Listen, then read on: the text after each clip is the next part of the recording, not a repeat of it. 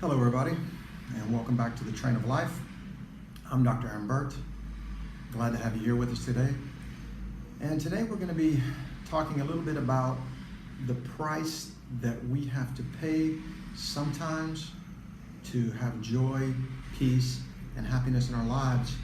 And oftentimes we're not even aware that we're paying that price. And I'm going to tell you a story of something that happened to me this past week, a conversation I had with a friend of mine that really got me thinking about this. And we're going to call my friend John. Well, John and I see each other maybe twice a year. I've known him for many, many years. And maybe once, usually twice a year we get together when we can, and we'll have a tea or coffee and just talk a little while. And had the chance to be with John last week, and John was telling me about the financial struggles that he's going through. He's going through some economic hardships and just went through a recent divorce.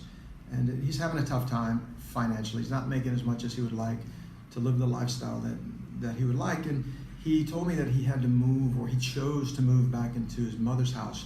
She's widowed. She doesn't see her other sons a lot. So he chose to move back in with his mother to save money. And he told me that at first, he really tried not to be around that often. But as the months went on, he really enjoyed being with his mother and the time that he had with her, and that he was very grateful for the healing that had occurred in their relationship.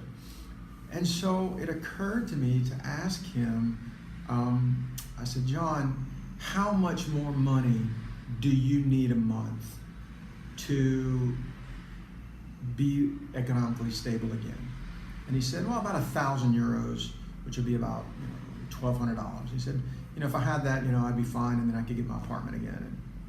And I said, John, you remember about 6 years ago when your business was going really, really well? Because I knew him then. He said, yeah, I remember. And I said, how was your relationship with your mother at that point? And he said, well, it was pretty bad. And I said, well, if we went back to that day and I asked you how much you would be willing to pay to have the relationship with her that you have now, how much would you pay? And he said, whatever. Whatever you wanted. And I said, well, no, don't say that, because if you're making $6,000 a month and I take $6,000, you don't have anything to live on. I said, so how much would you have paid? And he said, well, if I was making $6,000 a month, I would have given you $3,000 to have this relationship. And I said, well, John, isn't it interesting that the universe is only charging you $1,000 a month? $1,000 a month you're being charged by the universe to have this relationship with your mother. So the universe is not giving you the 1,000 euros or the $1,200 that you need to move into an apartment. What it is doing by not giving you that is giving you this opportunity to reestablish your relationship with your mother.